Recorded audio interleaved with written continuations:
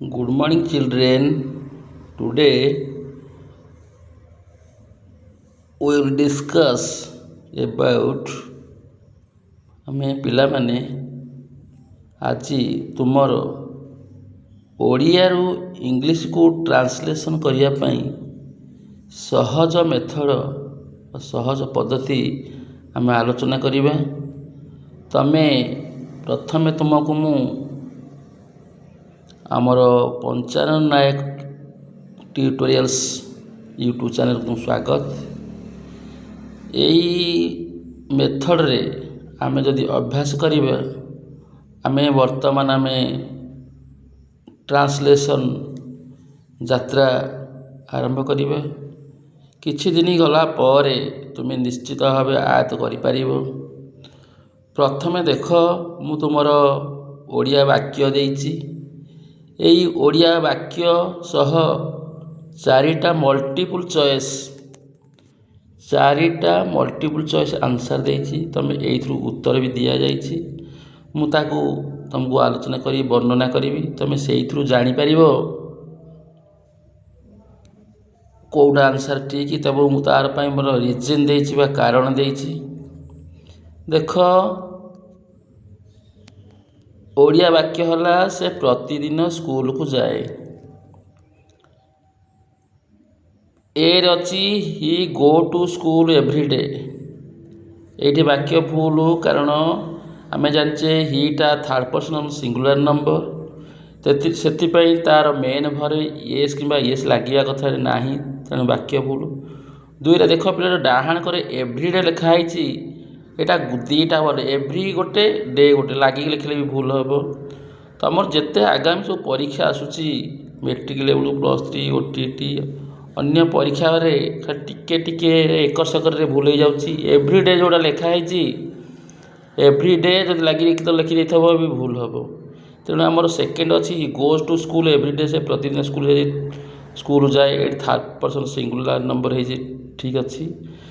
Hi is go to school every day. He ପରେ is ଲାଗିଲେ main ଭର୍ବରେ ING ଲାଗିବା କଥା, ଭୁଲ। ତେଣୁ ଏଠି ହେବ ଆମର ତୃତୀୟ ପୁରୁଷ ଏକବଚନ ବା third person singular number.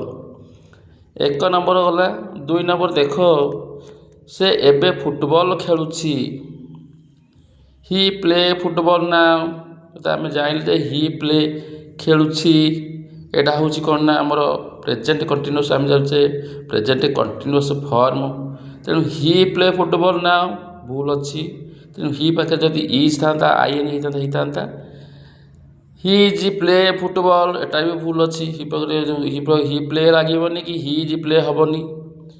He is playing football now. He is playing football now. ଏଇଟା ଡବଲ ହେଇଯାଇଛି। ଏଇଟା ହେଇଥାନ୍ତା ହି ପ୍ଲେଜ୍ ଫୁଟବଲ ନାଓ, ଏଇଟା ଥାର୍ଡ଼ଟା। ତେଣୁ ହି ପ୍ଲେଜ୍ ଫୁଟବଲ ନାଓ, ଏଇଟା ଭୁଲ। ତେଣୁ ସେ ଏବେ ଫୁଟବଲ ଖେଳୁଛି। ଉତ୍ତର ତମର ଦେଖ ହେଇଛି he is playing football now, ଠିକ୍। ଏଇଟା ହେଇଯାଇଛି। ତେଣୁ ଆମର ସେଇଟା ହେଉଛି କ'ଣ ନା ପ୍ରେଜେଣ୍ଟ କଣ୍ଟିନ୍ୟୁଅସ୍। ଏଇଟା ଅନୋଇଂଲି ଦିଆଯାଇଛି, ତୁମେ ଜାଣିବ ଏଇଠି ବେଳେବେଳେ। 3 ନମ୍ବର ଦେଖ, ମୁଁ ଗତକାଲି ବଜାରକୁ ଗଲି। ଏଇଠି ଦେଖ ପିଲାମାନେ, ଆମେ କହୁଛେ ସବୁ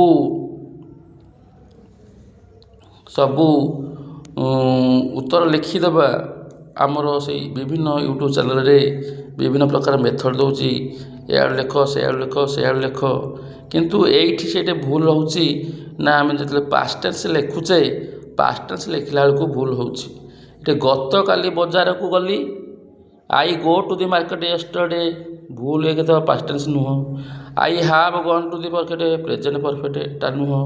I went to the market yesterday. I am going to the market, ଆମେ ୟେଷ୍ଟରଡେ ନୁହଁ, ଏଟା ହେଲା ପ୍ରେଜେଣ୍ଟ କଣ୍ଟିନ୍ୟୁଅସ୍। ତେଣୁ ହେଲା I went to the market yesterday. ତୁମେ ଦେଖିବ କ'ଣ ରିଜିନ୍ କ'ଣ। ଯଦି ୟେଷ୍ଟରଡେ ଥିବ ବା ପାଷ୍ଟ ଟେନ୍ସରେ ଥିବ, ତୁମର ମେନ୍ ଭର୍ବଟା ସିମ୍ପଲ୍ ପାଷ୍ଟ ହେବ। 3 ନମ୍ବର ଗଲା। 4 ନମ୍ବର ଦେଖ, ସେ ତାର କାମ ଶେଷ କରିଛି। She has finished her work. She have finished her work she have finished हम सी पाखे हाव बसो ना हाज भर प्रेजेंट परफेक्ट सी हाज फिनिश देख सी हाज फिनिश हर वर्क सी हाज भर फिनिश थर्ड फॉर्म भी थर्ड फॉर्म हवा कथा सी हाज फिनिश भी वन है तेणु यहाँ हेनी सी फिनिश्ड हर वर्क ये वार्ड ना सी फिनिश्ड हेनी फिनिशेस फिनिशेस हेनी रिजन है कौन ना प्रेजेंट परफेक्ट प्लस हाज और हाव सब्जेक्ट देखिकी तापर V3 बा present perfect V3 present past past perfect present past past continuous जोटा कहती third form past participle form लगी तेणु से आम उत्तरटा हम कौन ना ए तापर देख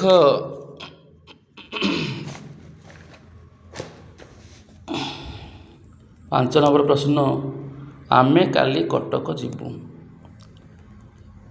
will go to Cuttack we will go to Cuttack we will goes to Cuttack will going to Cuttack we go to Cuttack tomorrow देख ये आमर कहीं प्रथमटा we will goes to Cuttack हेन क्या वी विल जो फ्यूचर टेन्स आसला फ्यूचर आइला विल पर फास्ट फॉर्म फास्ट फॉर्म बसे तेणु यहाँ हेनी we will go to Cuttack ठीक we will going to Cuttack will going to हम ना विल गोइंग टू कटक हम ना we go to Cuttack tomorrow हम ना कहीं हम ना ये विल कहीं हम आम साधारणतः बसाए दे वी साल गो टू कटक टुमोरो बसिया कथा किंतु ए मॉडर्न ये मॉडर्न इंग्लिश रे विल पर फास्ट फॉर्म बसुची साल बस किंतु ग्रामाटिकल ठीक हेले विल व्यवहार बर्तमान चली तेणु हम कौन ना विल गो टू कटक है तापर देख मोर 6 नंबर देख से 2 घंटा धरी पढ़ुची he is reading 2 hours he has been reading for 2 hours he has read for 2 hours he reads for 2 hours he is going to ये देख फॉर जो 3टा 4टा लगी देख ये for he is reading 2 hours he has been reading for 2 hours he has read for 2 hours he is for अच्छी कि उत्तर कौन हम ना फॉर पर जो समय थी आमर प्रेजेंट परफेक्ट कंटिन्यूअस हम तेणु he is reading present perfect नुह he has been present perfect ही हाज रेड प्रेजेंट परफेक्ट ही आमर सेकेंडा he has been reading for 2 hours for अच्छी तार हम कौन ना प्रेजेंट परफेक्ट कंटिन्यूअस तेणु है he has been reading for 2 hours 7 number देख मुझे पे प्रश्न पढ़ तुमको से कन्फ्यूजिंग कर तेणु आम टे भल के देखी थो मु पहुँचा बेले से शोला ये कौन हो आम 2टा काम देख देख कौन हो उत्तर he slept when I arrived he was sleeping when I arrived he is sleeping when I arrived he has been sleeping when I arrived ये कौन हम देख कहूँ जदि 2टा काम चली बेले जदि गोटे काम चली अन्यटी पास्ट कंटिन्यूअस हम से प्लस अराइव्ड है पास्ट गोटे काम चल अन्यटी जड़े मु पहुँचल सी शोला तेणु गोटे काम चली बेले आ गोटे काम इमती अन्यटी पास्ट कंटिन्यूअस हम शोची जड़े काम पहुँची तेणु यहाँ कौन हम ना पास्ट कंटिन्यूअस तेणु यहाँ है कौन ना ही was sleeping when I arrived मुझे जाइली मु गला बेले मु पहुँचला बेले से शोला व्हेन आई अराइव्ड पहुँचला बेले एकटा हम सिंपल पास्ट एकटा हम कौन पास्ट कंटिन्यूअस मन रखी था पहुँचला बेलू 8 नंबर देख वर्षा हेबा पूर्वर से माने घरे पहुँची कौन हो ना they reached home before it started they had reached home before it started raining प्रथम कौन ना they reached home before it started raining they had reached home before it started raining they have reached home before it started raining they were reaching home before it started raining. ଉତ୍ତରଟା କେଉଁଟା ଠିକ୍ ନା ଆମର ସେକେଣ୍ଡଟା ଠିକ୍। They had finished home before it started raining. କ'ଣ ବର୍ଷା ହେବା ପୂର୍ବରୁ ସେମାନେ ଘରେ ପହଞ୍ଚିଥିଲେ। ତେଣୁ ଏଟା କ'ଣ ହେବ ତାର ରିଜିନ୍ ହେଉଛି ଦେଖ ତା ରିଜିନ୍ କ'ଣ ନା ଆମେ ଅତୀତରେ ଗୋଟେ କାମ ଅନ୍ୟ କାମ ପୂର୍ବରୁ ଶେଷ ହୋଇଥିଲେ past perfect plus had plus verb third form ହେବ। ଏଟା କ'ଣ ନା କ'ଣ ଏଟା କହିଥିଲା ନା ବର୍ଷା ହେବା ପୂର୍ବରୁ ସେମାନେ ଘରେ ପହଞ୍ଚିଥିଲେ। ବର୍ଷା ହେବା ପୂର୍ବରୁ ସେମାନେ ଘରେ ପହଞ୍ଚିଥିଲେ। କ'ଣ ବର୍ଷା ହେବା ପୂର୍ବରୁ ସେମାନେ ଘରେ ପହଞ୍ଚିଥିଲେ। ଅତୀତରେ ଗୋଟିଏ କାମ ଅନ୍ୟ କାମ ପୂର୍ବରୁ ଶେଷ ହୋଇଥିଲେ।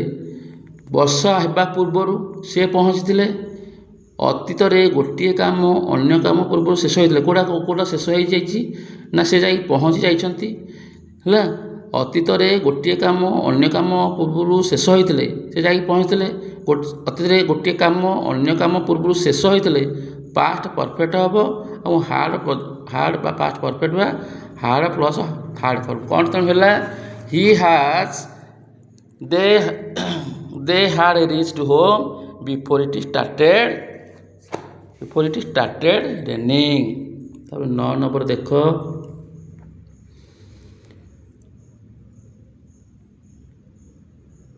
ଆସନ୍ତାକାଲି ଏହି ସମୟରେ ମୁଁ ପଢ଼ୁଥିବି। ଆଗ ଦେଖିଦିଅ ବାକ୍ୟ ଗୁଡ଼ିକ। ଏଟା ହେଲା ଆମେ ଜାଣିଛେ ଯେ future. I will read at this time tomorrow. I will be reading at this time tomorrow. I am reading at this time tomorrow. I have been reading at this time। ଏ ଚାରିଟା ଭିତରୁ ଦେଖ ଲେଖା ହେଇଛି ଭବିଷ୍ୟତରେ ନିର୍ଦ୍ଦିଷ୍ଟ ସମୟରେ କାମ ଚାଲିଥିଲେ ତାର ହେବ କ'ଣ କଣ୍ଟିନ୍ୟୁଅସ୍। ତେଣୁ କେଉଁଟା ଉତ୍ତର ଠିକ୍ I will be reading at this time tomorrow ହେଲା। ତାପରେ ଦେଖ 10 ନମ୍ବର ଆସନ୍ତା ବର୍ଷକୁ ସେ 10 ବର୍ଷ ଧରି ଶିକ୍ଷକ ଭାବେ କାମ କରୁଥିବ। ଉତ୍ତର କ'ଣ ନା he will work for 10 years next year. Hi will have been working as A teacher for 10 years Bai next year. He has been working for 10 years next year. Hi will have work for 10 years next year. ସବୁ ତ next year ହେଲା future. କିନ୍ତୁ ଏଠି reason ହେଲା ବାଇ ଥିବ ଭବିଷ୍ୟତ ସମୟ ହୋଇଥିବ ଏବଂ ଫର୍ ଥିବ ସମୟ ଥିବ। ଏଟା କ'ଣ ପରଫେକ୍ଟ ଫ୍ୟୁଚର ପରଫେକ୍ଟ। ତେଣୁ ଏଟା କ'ଣ ହେଲା ହି will have been working as A teacher for 10 years Bai next year. ଏଟା ତୁମର ଦେଖ ଗଲା। ତାହେଲେ 10 ନମ୍ବର ଗଲା। 11 ନମ୍ବର ଦେଖ ମୁଁ ପହଞ୍ଚିବା ପୂର୍ବରୁ ସେ କାମ ଶେଷ କରିଥିବ। He will finish the work before I arrive. He will have finish the work before I arrive. He has finish the work before I arrive. He had finish the work before I arrive. Reason ହେଲା ଯଦି ଆମର ଏଇଟା କ'ଣ ହେଲା subject plus will have plus V3 ବା verb third form ବସିବ। ତେଣୁ future he will have finish the work before I arrive. ତାପରେ 12 ନମ୍ବର ଦେଖ ଏଟା ଶେଷ ପ୍ରଶ୍ନ। ସେ ଗତକାଲି ରାତିରେ ବା ଏଟା ସନ୍ଧ୍ୟାରେ ସେ ଗତକାଲି ରାତିରେ ଚିଠି ଲେଖୁଥିଲା ପାଷ୍ଟ। ତେଣୁ he wrote a letter yesterday night. He was writing a letter yesterday night. He has written a letter yesterday night. He writes a letter yesterday night. ତୁମେ ଏଠି କହିବ ଅତୀତରେ ଏକ ନିର୍ଦ୍ଦିଷ୍ଟ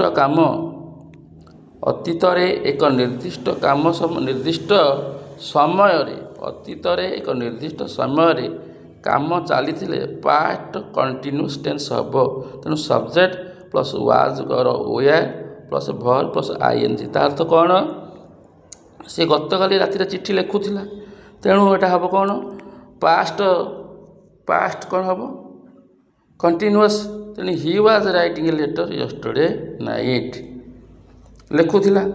ତେଣୁ ଏଇଟା କ'ଣ ହେଉଛି ନା ଗୋଟିଏ ଅତୀତରେ ଏକ ନିର୍ଦ୍ଦିଷ୍ଟ ସମୟରେ କାମ ଚାଲିଥିଲେ ପାଷ୍ଟ କଣ୍ଟିନ୍ୟୁଅସ୍ ଟେନ୍ସ ହେବ। ତେଣୁ ପିଲାମାନେ ଏଇଠି କହିବାର ଉଦ୍ଦେଶ୍ୟ ଆମେ ଯେଉଁ ଟ୍ରାନ୍ସଲେସନ୍ କରୁଛେ ଆମେ ଏମିତି ମଧ୍ୟ ଆମେ ରୁଲ୍ ବା ନିୟମକୁ ମାନି ରଖିବା, ବାରମ୍ବାର ପ୍ରାକ୍ଟିସ୍ କଲେ ଆମର ଆଉ ଟ୍ରାନ୍ସଲେସନ୍ରେ ଅସୁବିଧା ହେବ ନାହିଁ। ୟୁଟ୍ୟୁବ୍ ଚ୍ୟାନେଲ୍ରେ ବିଭିନ୍ନ ପ୍ରକାର ଦେଉଛି, ନିୟମ ଦେଉଛି, ଏକରୁ ଲେଖ ସେକରୁ ଲେଖ ଏମିତି କହୁଛି, କିନ୍ତୁ ସେଇଟା ଅଲଗା କଥା। ଆମେ ଯଦି ଏମିତି ଅଭ୍ୟାସ କରିବା, ଆମେ ଏମିତି ଆମେ ଟ୍ରାନ୍ସଲେସନ୍ ଯାତ୍ରା କରିବା। ଟ୍ରାନ୍ସଲେସନ୍ ଚାଲିଲେ କିଛି ଦିନ ପରେ ତୁମର ଆଗାମୀ ଯେତେ ପରୀକ୍ଷା ହେଉ କି ଭବିଷ୍ୟତରେ ଯେତେ ତୁମେ ଏଜୁକେସନ୍ କ୍ୱାଲିଫିକେସନ୍ ହାସଲ କର ତୁମ ପାଇଁ ଇଂରାଜୀ ଟ୍ରାନ୍ସଲେସନ୍ରେ କିଛି ଅସୁବିଧା ହେବ ନାହିଁ। ତେଣୁ ପିଲାମାନେ ଏବଂ ବନ୍ଧୁମାନେ ଆଗାମୀ ପାଇଁ ଆମେ ସବୁ ଟେଷ୍ଟ ଗଲା ଏବଂ ପ୍ରତ୍ୟେକ ଗ୍ରାମାରକୁ ଆମେ ଗ୍ରାମାର ପାର୍ଟ ଦେଖିବା, ଦେଖିକିରି ଆମେ ସେଇ ଅନୁସାରେ ଟ୍ରାନ୍ସଲେସନ୍ କରିବା। ତୁମେ ଅଭ୍ୟାସ କର, ଆମେ ଯେଉଁ କହୁଛେ ପ୍ରାକ୍ଟିସ୍ ମେକ୍ସ ମ୍ୟାନ୍ ପରଫେକ୍ଟ, ଅଭ୍ୟାସ କର, ସମୟ ଆସିବ ତୁମେ ବି ଏଇଥିରେ ଦକ୍ଷତା ହାସଲ କରିବ, ତୁମର ଆଉ କିଛି ଅସୁବିଧା ହେବନି।